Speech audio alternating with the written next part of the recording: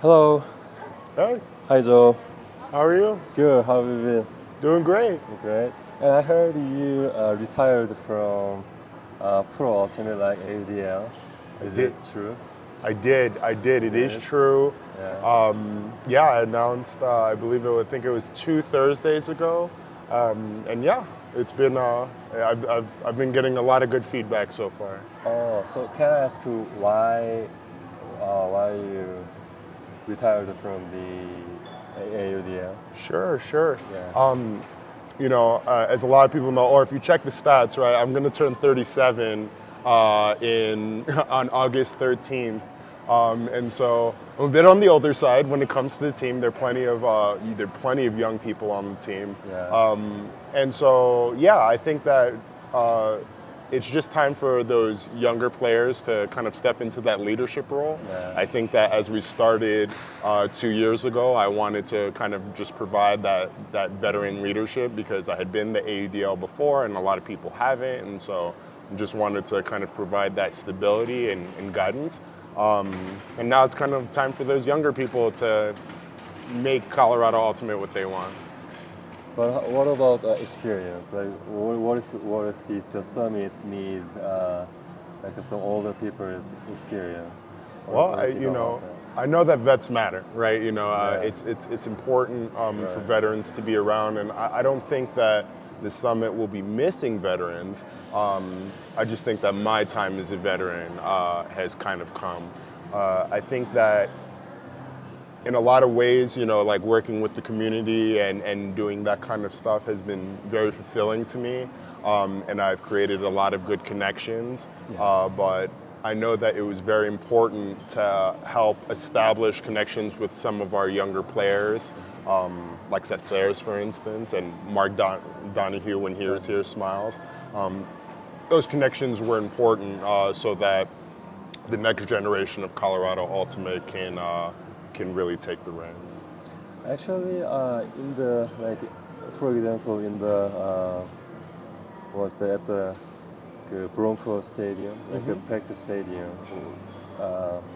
was that? Like, at the beginning, before the beginning of the season, what was that? How was that? No, I mean, what's that called? I don't remember. At the there was- practice stadium when we were No in practice, Bronco like Stadium? pick up the new people. Oh, Tryouts, yeah. So in the tryout, I saw you were giving really good feedbacks and then really good directions to the new players. Thank you. So like, I still maybe some of us still think we need that kind of leadership and experience and direction. Sure. Well, everybody knows that you can find me, right? Like, just because I retired from Pro Ultimate doesn't mean, I'm still very much in the Ultimate community. I'm still playing club with Shame.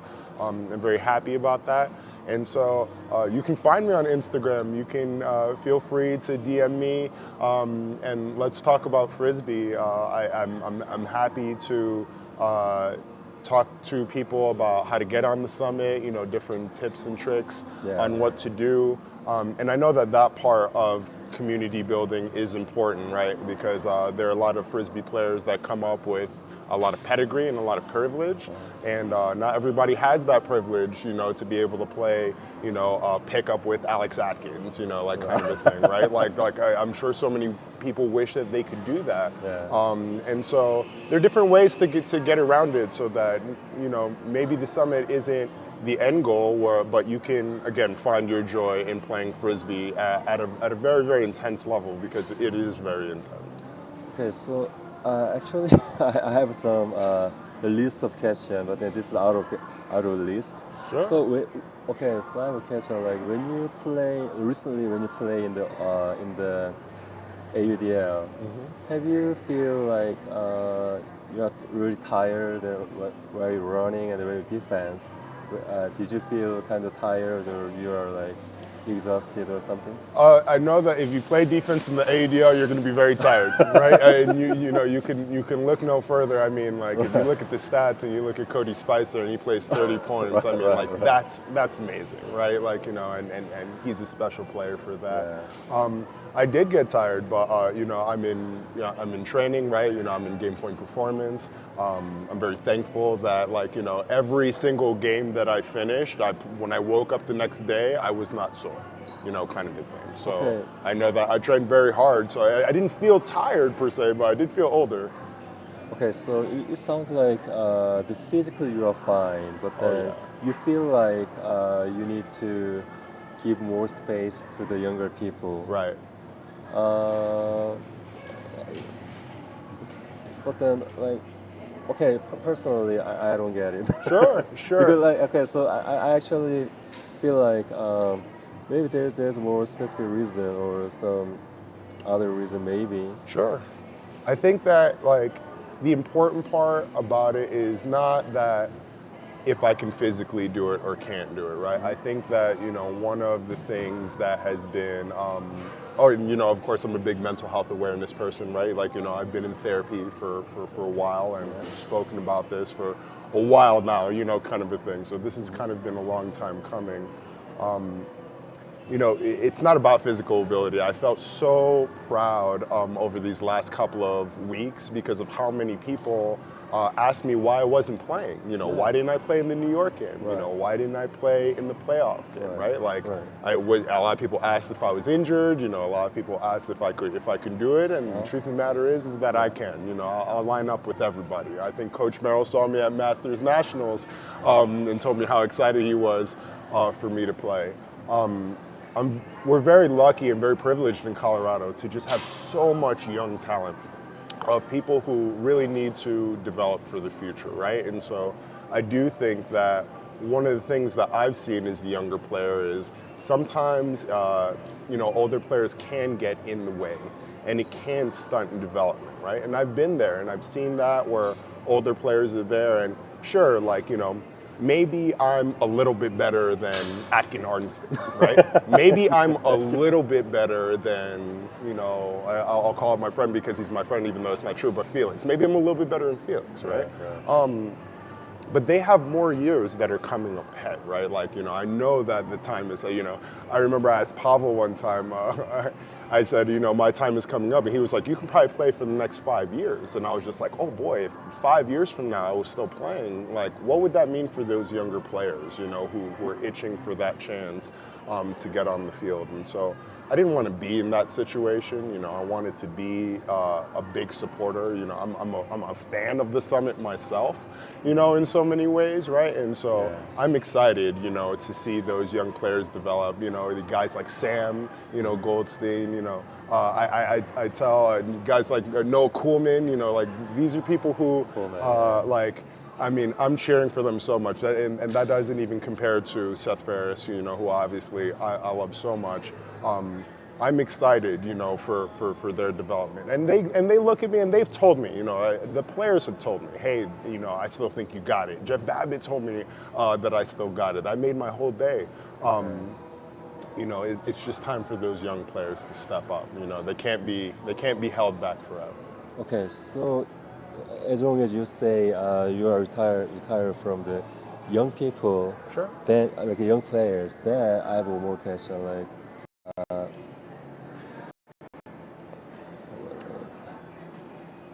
So okay, what then? As long as you are retired from the for the younger people in the ultimate community in Colorado, then what is your plan to support them? How you gonna support them? What you can do?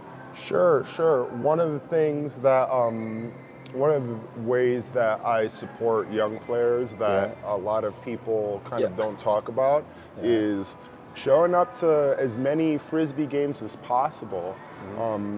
One thing, I won't drop her name, but a very prestigious Frisbee player here in Colorado told me is she said that when she came here a while ago, we grew up playing Frisbee in a sense where a lot of the older players and the better players did play with the younger players, that whether they were at fun tournaments or at certain pickup games. And throughout the course of my career, I've seen the separation of those better players and those mid-tier developmental players. And so how I support people is, showing up to those other games, and just, telling people, people will come up to me and they'll say, hey, like, what does it take for, me to make the summit, right? And I'll say, hey, you have to be better than me right now, right? And for some people, that's very scary, right? It's just like, oh man, like I can't be better than Joe Smash. But if I'm there with you at that pickup game and you just beat me deep and I told you I was trying, then that's supposed to mean something, right? Because a lot of people don't even have that opportunity to say, hey, look, like maybe I am faster than Joe Smash, right? Maybe I can break his mark and it doesn't feel that scary, right? And so just showing up for those young people is a big deal. And trying to, do little things. I tried to show up to an AYU camp the other day, and it was fun, just hanging out with those kids. Did we go into the weeds about ultimate frisbee? Not necessarily. I think we did a couple of drills, the drills that we actually do on the summit. And that was fun, right? Even if they teach that drill to their team moving forward, that may have helped, right? Because again, they can go into it knowing, hey, these are the same drills we do on the summit, and it builds confidence, particularly with young men. Building that confidence is super important. Okay, so you told you were mentioning about younger players, and then actually what I think maybe some of the fans think about who can be the post Nethercutt, like as a captain, like not really captain, but like mentally, the person who lean on, and then like who's really good at play, and then who makes the score when the team really need 1 point. Sure. Like for example, last weekend we just needed 1 or 2 points, right? We couldn't make it, and then that's just we defeat the first level of the playoff in the 2023 season. Yes. So like who can be like also the question is who can be the post Nethercutt? Post Nethercutt, I can say this with 100% confidence. I think Alex Atkins and Quinn Finer can be the best players in the world. Oh, so okay, yeah. So actually, like last weekend at the Marv K Stadium, on the field, I was watching like a game really close, and then Alex Atkins, he was really fast, and he was like talking in the on the line before the pull, and then get the disc. And then people were listening to him, like Matt and like Quinn Finer, and everyone would listen to him. I was like, oh, maybe he can be the post Nethercutt. And then he also, his play style is not like a hooker, but he's using teammates, like teamwork. He's a great team player, and I think that really is an underrated thing about Alex Atkins. How old is he? I'm not even sure how old he is. I think he's definitely under 25. I don't think, I know Quinn is under 25. Which is like, oh man, like, I have to remember, like, I'm going to be 37, these guys are going to be 25. Wait a minute, Quinn is under 25? Right, really? 100% under 25. I thought he's a little bit older. No, they're not, right? Like, and so, think about how important that observation is. I'm glad that you said that, right? Because, I was talking to Kins about this the other day. I love Kins. I connect with him a lot. When I was a younger player, I was very hyper. I screamed a lot. I talked a lot of trash on the field. I did all of those things, and so I love seeing Kins because it does remind me of my younger self. And the best observation that you gave is that, and the same thing goes for Quinn, when they talk, people listen, right? And that's hard to build, right? And over time, you build, and as you grow as a man and as you grow as a leader, you learn how to refine that, right? But it starts with the identification, right? Will people listen to me, right? And they have figured out ways to earn people's respect in a way that's not toxic, and in a way that's authentic. So when people step on the line, they know Alex Atkins is going to score, Quinn Finer is going to score, kind of thing, right? And that's where it starts, right? And so when you think about a guy like me, right? Like, you know, who I'm like, maybe I'm old enough to play offense. I don't think I'd ever do it. But like maybe I'm old enough where I can fit in on an O-line, right? I could be taken away from that. I know they'll all listen to me, right? I know that they will. But they should be listening to Kings. They should be listening to Quinn, right? And so as more of those stars, you know, they should be listening to Seth. They should be listening to Felix. You know, they should be listening to Coolman. They should be listening to Sam Goldstein, you know, kind of a thing. These are the new names that need to come up in these conversations because, you know, it will get to the point where my leadership style will get old. It will become repetitive, right? And there will be a need for new leaders. And so instead of having that power clash, we can create a power funnel, if you will, right? And we can transfer power in an equitable way, right? Like in a way where we can all feel as good about it as we can, right? Don't get me wrong, like I want to play, you know, like I do, right? Like I want to be on the field, I want to throw hammers, I want to be hyped, and I want to show that, you know, there are guys who are over 35 who can compete, you know, don't get me wrong, like I want to line up with anybody, you know, like I'm not scared of anybody, right? But I see the environment around me, and I know that I'm not the type of person who could play for, you know, like a rebuilding team and still be effective, you know, kind of a thing. So like I couldn't play for Portland, for instance, you know, like I'm not trying to disrespect them, you know, they had a tough season this year, but, you know, I couldn't do that, even if they wanted me, which I'm sure they don't. So that's why it makes it easier, you know, to do that, right?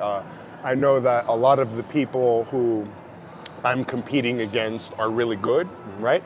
I don't feel salty about anybody who's playing in front of me because I know that they had to work, you know, to earn that spot. You know, 8-hour tryouts. You know, my Slack is very intense, you know, to look at. You know, GIFs. You know, constant film study and constant intensity to be better. And so I'm glad that I was there competing. I'm glad that I was there competing with them.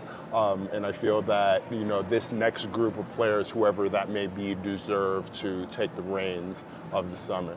So, okay, so I have a question. Like, is there any chance anytime when the team, the summit, calls you, do you think you're gonna come back for for some reason?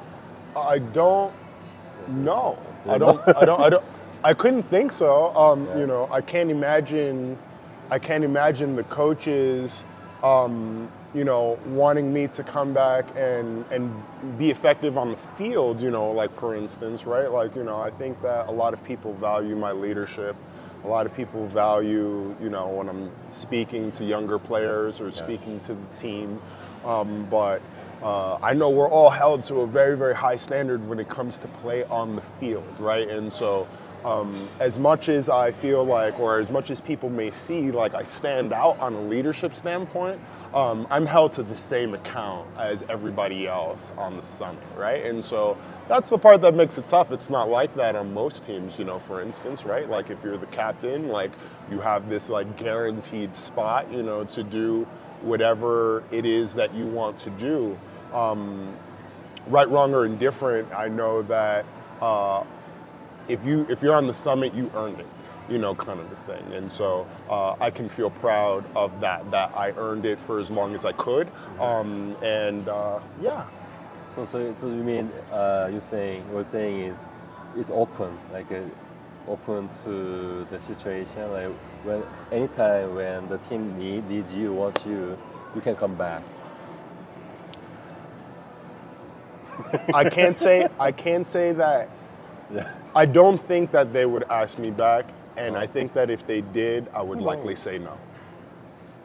Oh, you don't want to play anymore for the summit? Because I don't think, you know, I know for me, I'm a very proud player, right? Yeah. And one of the trigger points, if you will, for me retiring was to be on a playoff roster, right? Like if I was able to be on the postseason and I was able to contribute effectively on the field, that was going to be my line, right? I know that that's tough for me, right? Because leadership is very important to me. And I know that, players who come off the bench or, don't play a lot are super important to the team, right? And they bring much value. And I feel very proud to say that I don't think I can do that at the same effective rate that I was over the past couple of years. I know being on the field is something I'm very proud of, right? And so, I was never somebody who envisioned like a slow exit, like out of pro, like, as soon as I was done, I mean, it's tiring. Like I was working out a lot. I had to put in personal training time, PT, and doing everything I can, just to be on the field. So what I gain in not doing all that training outweighs, right? Because if I was to come off the bench or if I was just to play like a couple games next season, I would have to train tremendously hard, right? Like, I can't roll out of bed and, walk onto a Summit D line and be effective, right? Like, I got to chase Ty Witt. Like that's not easy at all, kind of a thing. When you think about how good Sam Goldstein is or Noah Coolman, so to try that hard and to not be able to get, the playing time I may want is just very tough for me personally. Okay. Okay.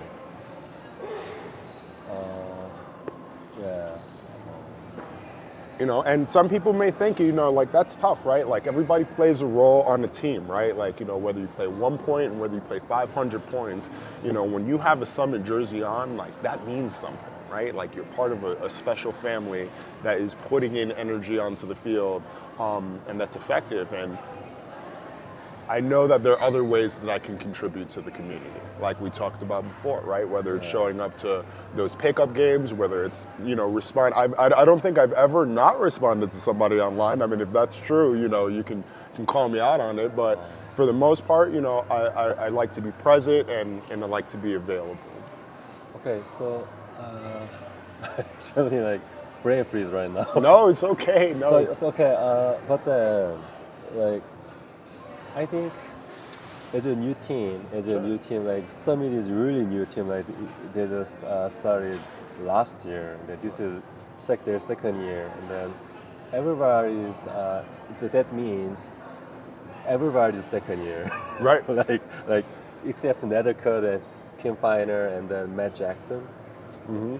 Except those three people, everybody's just like a newbies in there, right? So I guess there can be some mistakes and a lot of them actually. Yeah. I mean, if you've seen my Facebook, you know that I'm in childcare, right? And so let the kids play, right? Is my hashtag, right?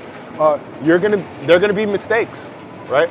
We've had mistakes, right? We've had some bad mistakes, right? And at the same time, without those mistakes, we cannot grow. Right? I think for a lot of people on the Summit, that this loss on the playoff game was, one of the first big losses a lot of them have had in a long time. They've been good for so long. Like individually as players, you cannot grow without those losses. Right. Like I spent, when I played it pro for the other league in Major League Ultimate. I lost, 9 or 10 games on Universe Point. Some of those points I threw away in those final points, just like, some of the guys before, right? It's 30 seconds left and you're the person with the Frisbee and I've thrown it away as the captain before. I couldn't be the captain I was today if I didn't experience those losses. I couldn't be the captain I was today if I wasn't looking at my coach mad because we were disagreeing, over X, Y, or Z. Shout out to Coach Anthony Nunez. He's the coach of the Empire. He used to be my coach when I was in New York. And, he helped me grow so much, as a leader because I know what they're going through. Me and him were in the league together and we didn't know what we were doing and we were trying to lead as best as we can and look at us now, kind of a thing, right? And it was because we spent those years grinding away where some people noticed us, but it wasn't everybody, it didn't feel like that. And now I feel like, particularly him, you know, he's had a lot of great success, and I feel my own personal success in my own ways for sure. Okay, so what was the most impressed moment in the AUDL when you play for Summit? When I played for the Summit, what was the most impressive moment? Yes. The most impressive moment for me was when we won the playoff game. There's a picture of this. We won the playoff game last year against Utah. Utah, yeah. And I looked in the stands and they looked full. Like they actually looked full, right? Like there was probably 2,000 people there. Oh yeah. And I remember I spoke to Matt Jackson, you know, like who's one of the best ever. You know, but he's not a very talkative guy, you know, kind of a thing. And he came up to me and he said, look at this. He said, you helped build this. And he gave me a big hug. And there's a picture of it. I'm going to buy that picture one day. I'm going to put it in my house.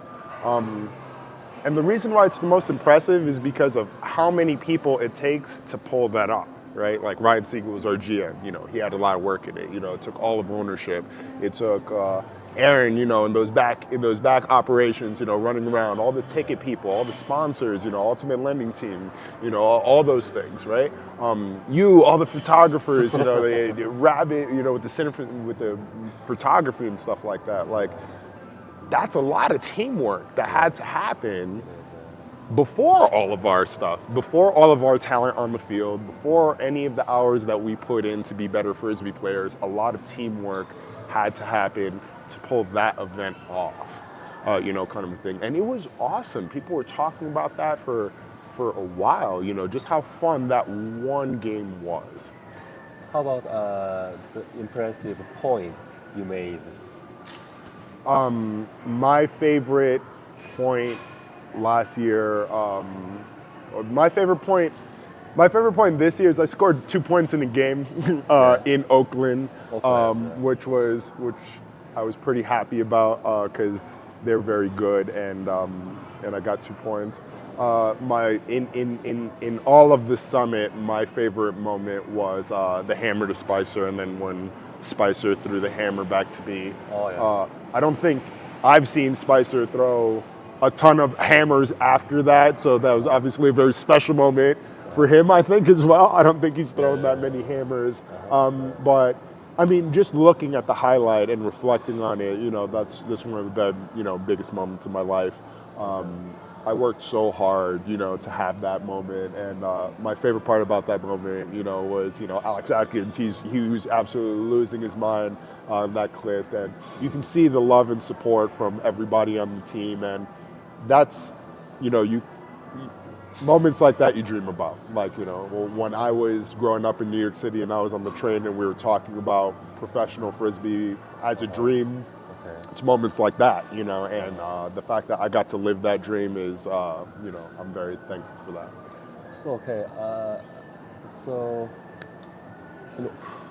before I was asking who do you think who's going to be the post Nethercut, but then who do you think who's going to be the post Smash? The D line. Who's going to be the D-line Joe Smash? You know, I will say confidently, nobody, right? Nobody. Yeah. Nobody. There can't be, you know how like sometimes they'll say like there'll be a player and they'll be like, oh, like this person is a poor man's, you know, this person, right? I haven't identified anybody on the team that's a poor man's version of me. I think that a lot of us are very different in our own ways, right? I also specialize in marking, you know, kind of a thing. And so I don't think there's anybody else on the team that kind of specializes in marking and trying to get hand blocks and that kind of stuff. Yeah. And so nobody, you know, kind of thing. But if you pick a one person. If I had to pick somebody, the closest person would be Seth Ferris. You know, like just be Seth Ferris. Seth. Ferris, yeah. You know, and I say that just because, you know, him and Kins both have this thing. Kins just has pedigree. That's the only difference between him and Ferris. Ferris had to do it the hard way, as I like to say. But they both are students of the game. They are committed to making themselves better players, and they care about leadership, right? So because they have that triangle of all three things, that is something that I cared about, right? And it's hard to play Frisbee and care about being better and actually studying and caring about other people. Like, that's hard to do. And so, when I think about those three things, I see those two players. They stand out as those people who do all three of those things all the time. Okay. And then you said you're from New York, Yeah. New York City. And when did you get here? Like? In 2015. 15. 15. Just like, let me see, then 9 years in here then. Oh boy, is it 9 years? 9 years. Okay, I don't do math. I've been here for a little bit. Oh, okay. Actually, you are like a native Colorado. Oh no! Oh man, it's all of my New York friends are gonna laugh at that clip now because you just said that. A lot of I've calmed down significantly since I've come from New York, and I still have a long way to go. Okay. I came here for better mental health. It's a lot less stressful here than it is in New York City, it is. by a lot. And wow, I don't know whether to feel complimented or insulted, but it's great. But it's I know that I love Colorado, right? I want to stay here as much as I can. I hope my jobs will allow me to do that.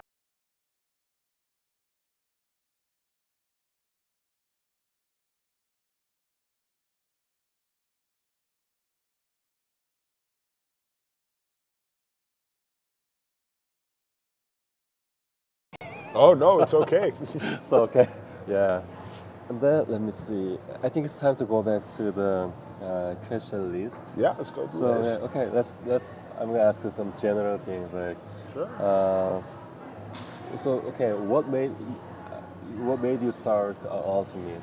What made me start Ultimate? Yeah. When I was in 9th grade, I was very Ninth. lucky. I started playing when I was 14 years old. 14, okay. And Chris Lehman, who was my English teacher and advisor at the time, fought very hard to make sure that my school had a varsity ultimate Frisbee team. What city? A varsity. Varsity, Varsity. I mean, it just means that we get, state funding, I believe it is, like the same way, like, it felt the same, like if you played on the basketball team or the baseball team, or you played on the Frisbee team, it's supposed to all be on the same level, like essentially, right? So we were a serious team.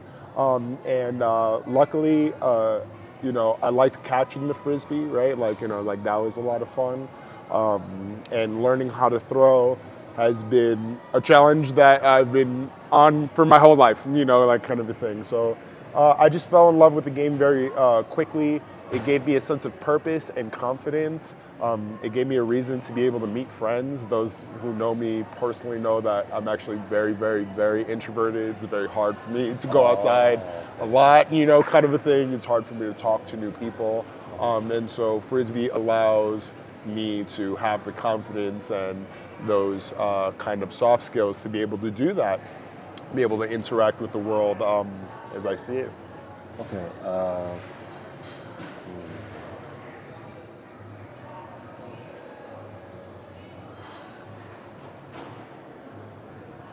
So yeah, what was the motivation to play for Summit?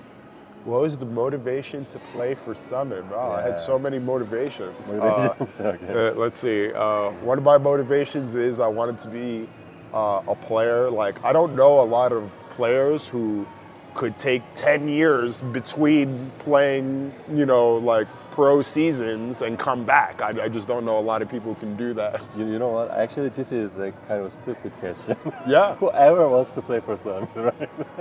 Right, AUDL, Right. Major No, League it's okay. Ultimate, yeah. And that's good answer, yeah. Oh yeah. And then how did you feel emotionally when you played for AUDL for the first time? Oh man, when I played for the first time, I was in In AUDL.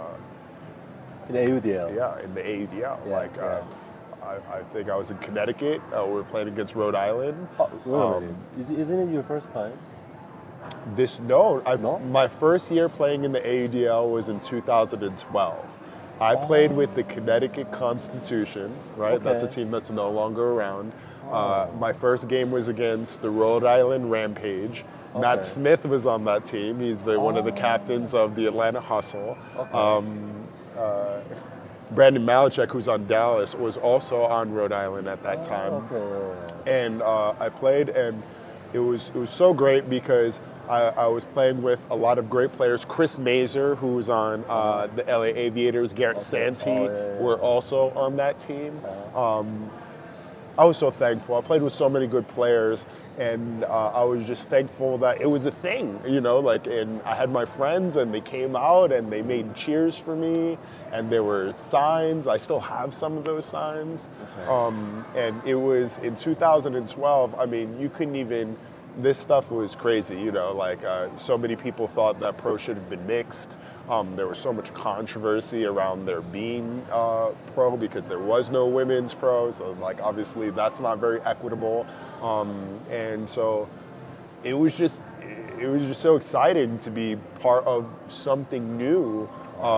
And that we were getting paid for it. I mean, we got free jerseys. I mean, we were losing money in the sense because we still had to pay like gas and certain stuff. But my first owner of the team, he took care of us. I thought he was really nice. We had nice buses wherever we went to. I remember our first road trip was like, oh my goodness, like I can't believe we're doing this. Nice bus. Yeah, we were in a nice bus, and it was crazy. Like we were like, oh my goodness, we could watch the film, we could watch our games. You know, like that wasn't around. I have one more case. Okay, so like when you guys go to away game, Sure. how do you guys trip to the away field? Like by, as you said, bus or like airplane? Back then? Yeah. Oh, it was by bus. No, right. Oh, right now? Right now. Oh, right now we're on plane. Oh, we're doing it nice. We're doing it good now, right? So we're on a plane. It's not a private plane. It's a regular plane. You know, I got to go to DIA. We usually have to go very, very early, right? So we'll be at DIA at 4 o'clock in the morning. 4 in the morning. You know, or something like that, and then we'll show up to a location. We have a little bit of money to get some food, you know, the kind of things, and then we'll go into our hotels. Okay, so wait a minute. So like, for let's say for example, you guys have a game in the California. Yep. Then okay, so what if the game is today 5 p.m. Okay. Then you guys go to DIA by 4 a.m. today. Today. And then take an airplane to the. We're gonna get at LAX at and then 9 a.m. Play on that day. And then we're gonna play on that day. And Right. then if there's another game, you guys stay in a hotel and That night, and then we'll wake up at 3 a.m. to be at the airport at 4 a.m. to travel to go there, right? And so it's as tough as you think, right? Wow. Like, you know, like, so when you think about how we lost from Utah to Oakland, right? Let's think about what that weekend actually looked like, right? Like, so I got to Seth Ferris's house at 3:30 that morning, right? Okay. He then drove 4 of us to the airport so that we can get on our 7, o'clock flight. We got into Utah at 8 o'clock or something like that. We then had to wait because remember, hotel rooms aren't available until 12 o'clock or 1 o'clock in the afternoon sometimes. So then that's when you have to find some breakfast. Some people go to a field, some people are moseying around, some people are you're kind of just in like this dead zone for a couple of hours until you can get into your rooms. Once everybody gets into the rooms, I feel like a lot of people want to go to sleep, mostly, or is like the first thing you usually want to do.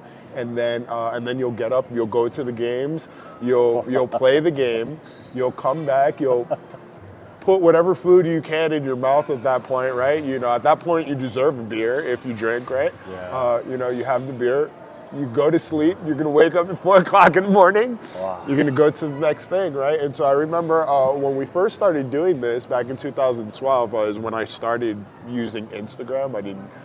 And so I used to have a hashtag called "The Pro Grind is Real," just because it's just hard to do. Like it's just hard to do. It wouldn't matter if you were the best player in the world. or the worst player in the world. Like, just to be able to play with that kind of schedule is very tough, right? Because remember, games are only 2 hours. It sounds like really tired. Yeah. Really tired. Like, Emotionally tired. That's where it really is, right? And that was the important part about me being on the team those first 2 years, right? what if the airplane delayed? It depends on how bad the delay is. You know, if we're delayed at 4 o'clock in the morning, that's not that bad. I think that there was a team where their plane got absolutely canceled, and I believe Dallas had to play Carolina on like a Tuesday night, very randomly. You know, because the game got canceled. Luckily, that only happened once this year. I'm surprised it hasn't happened more in the league where like something like that has happened. But I'm sure that on the ownership calls and on the logistics calls, they think about stuff like that. I couldn't imagine any delay affecting us on any sort of road trip unless there was, like a major climate event. Okay, I got it. So that's why not so many, but most of the major league players, the major league teams, they have their own airplane. Right. South Pace, get an airplane. It's that simple. Get an airplane. Make sure David's on it. We'll think about coming back. Now I got it. Okay. Oh yeah, I never thought about that. So yeah, that makes sense. Yeah, that's no. true. Okay. So next one. Okay, so this is actually a kind of important thing, I guess. Like what you can see from the deal line in the summit these days. Like recently game against two aviators. What do you see? One thing I really saw is, one player that everybody's obviously really proud of is Tai Win, right? Tai Win, right? He's really good, right? Like a lot of people were talking about Lucas Ambrose, right? He'll probably be the defensive player of the year.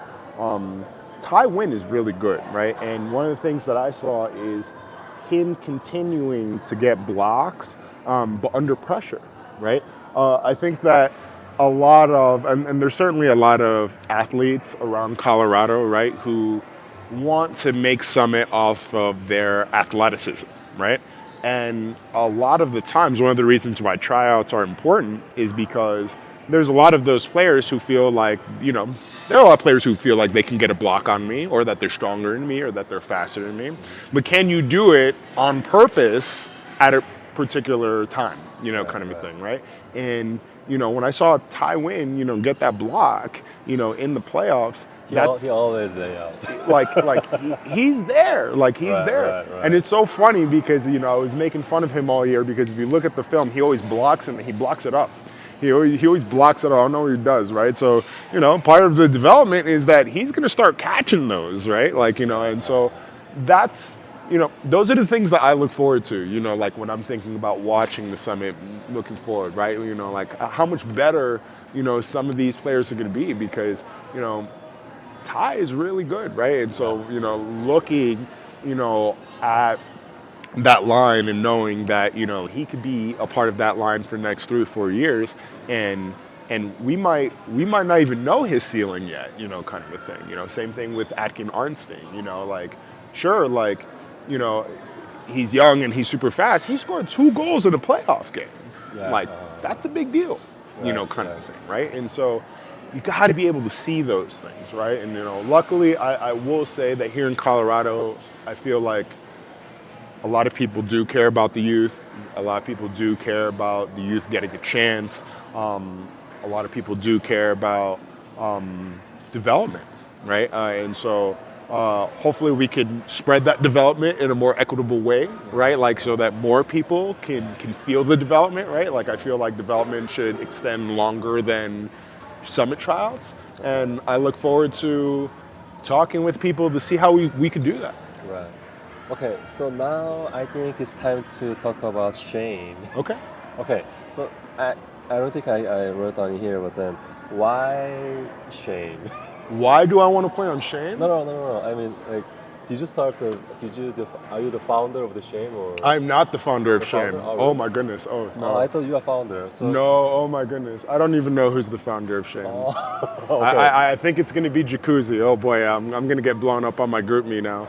I Oh, think Jake Juzak, if I had to guess, it would be Jake Juzak. I don't know even who he is. He's very good. He wears an arm Oh. sleeve. That's how you know.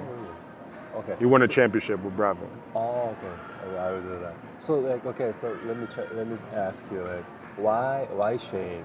Why do you play for Shane? I played for Shame Yeah. because they didn't cut me because I was old. Like, so I'm very thankful for that. You know, because sometimes the politics on the team can be a little weird, right? Like, and so they decided to look past that, right? And, you know, just embrace me for who I am. And they took me on the team. So I'm very thankful for that. Actually, I have seen you before the summit. Sure. Like I've seen you.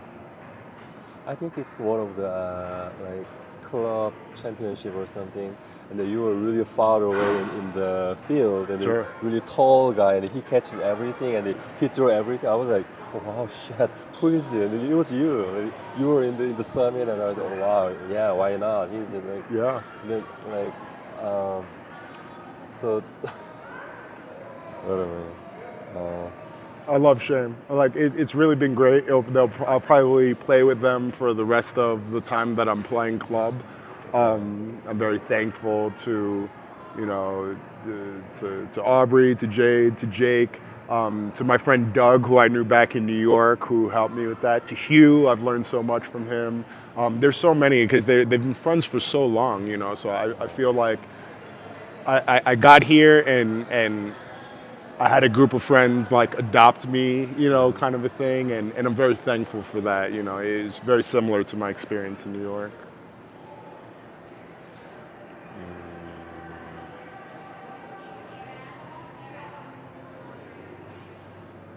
Okay.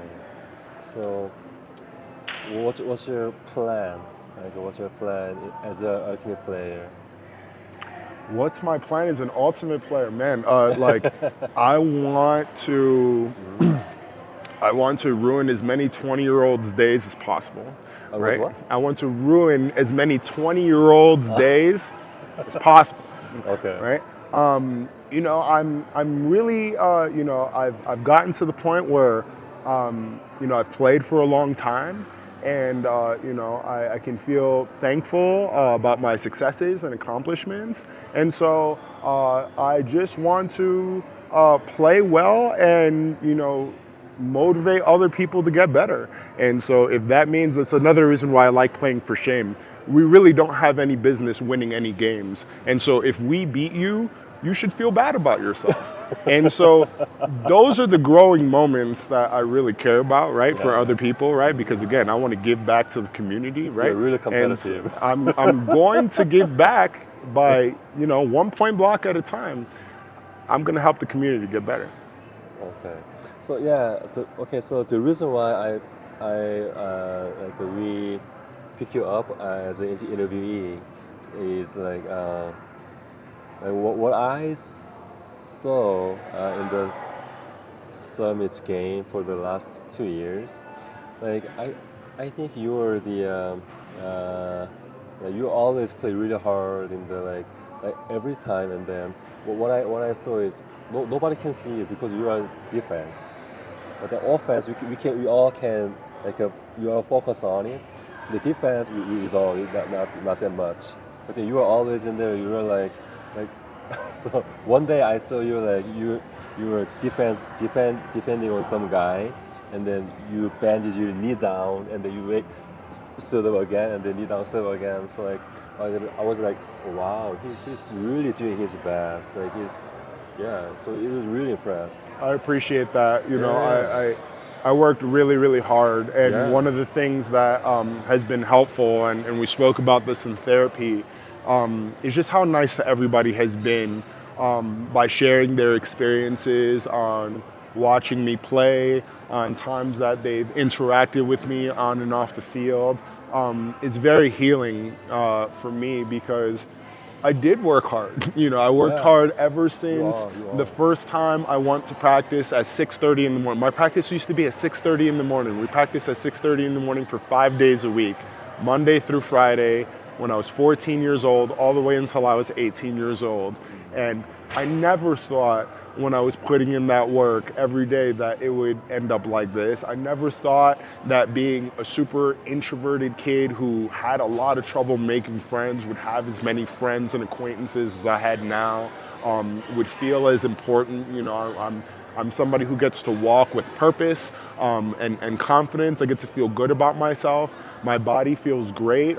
Thank you, GPP, again, because it's really helped me so that I can feel my best. I mean, I'm 37 and I'm running around with Quinn and Alex and all of them.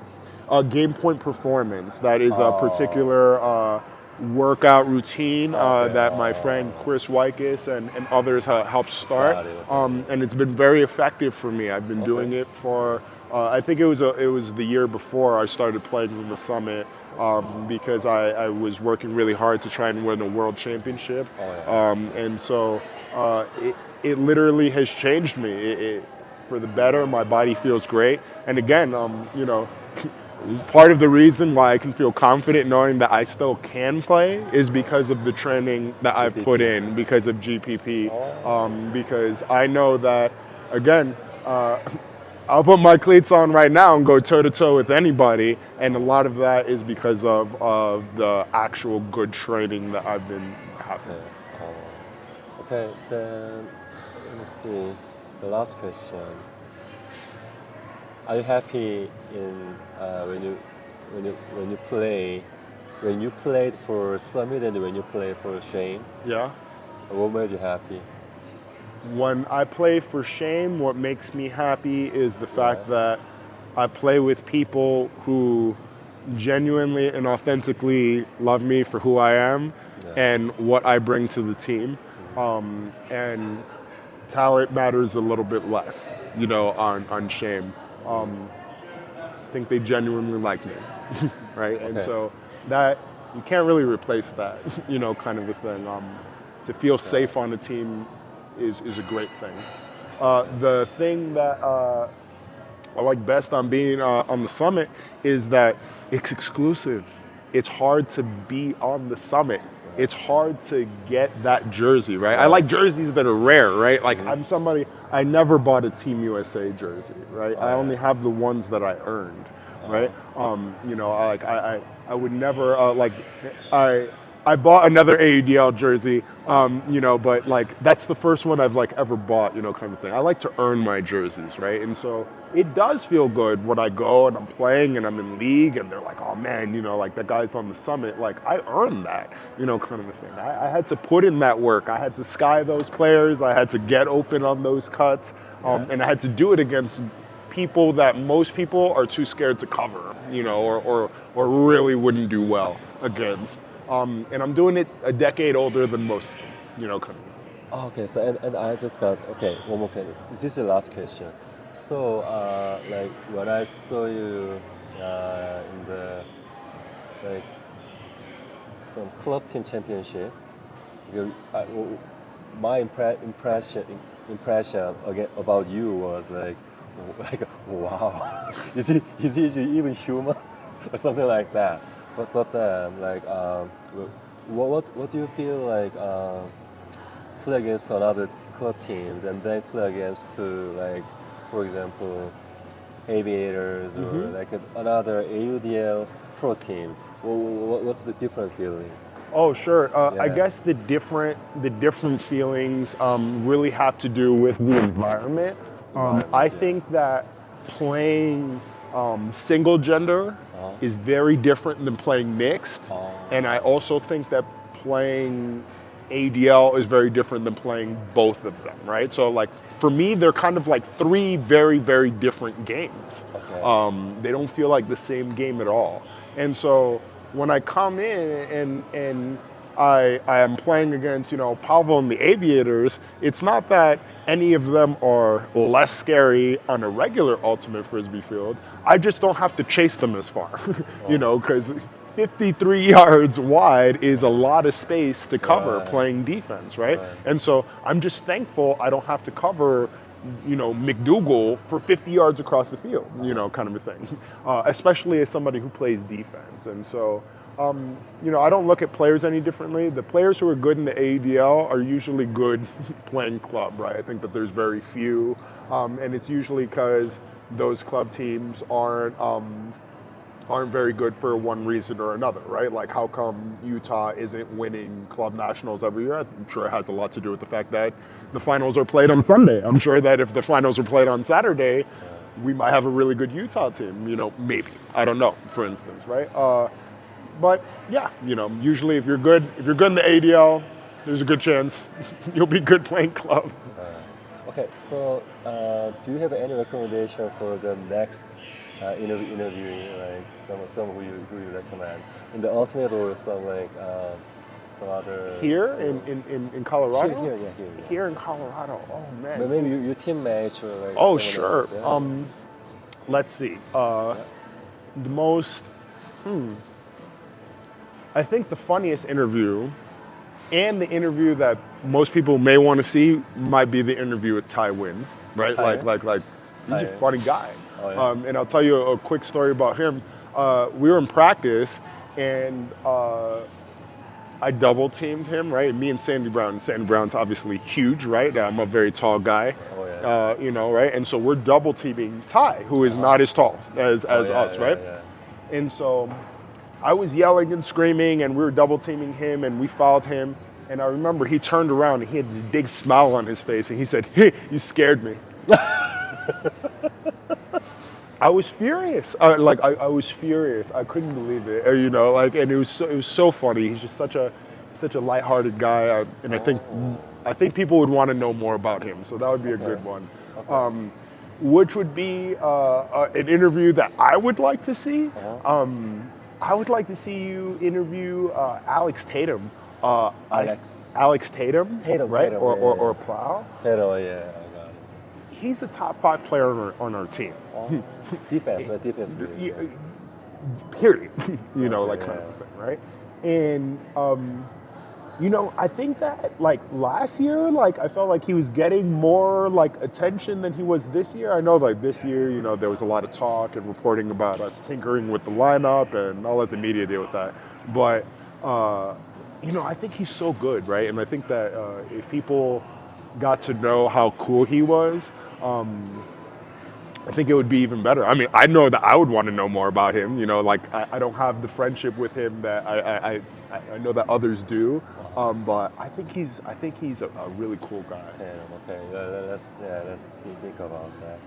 Okay, thank you for interview today. And thanks for this is so good. Thank you, David.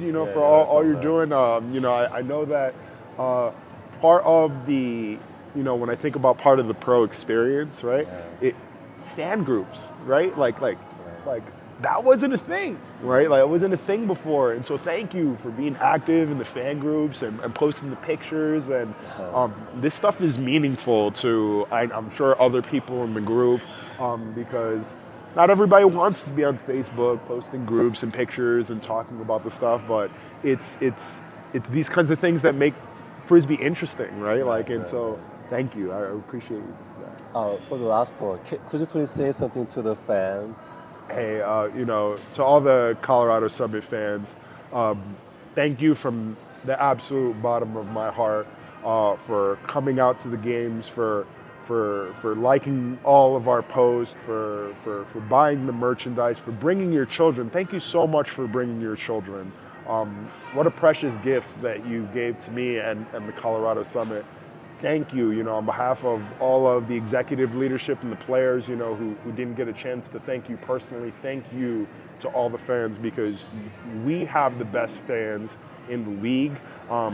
Executives talk about it. People want to come here. People wish they got to play here regularly, and it's because of the fans. I want a quick shout out to the sponsors too, Starbuds, Wana, and all of them. Gotta say what up to them. New Terrain Brewery, but the fans, thank you so much, especially for all the kids. Thank you, Okay, thank you so much. Thank you. Yep.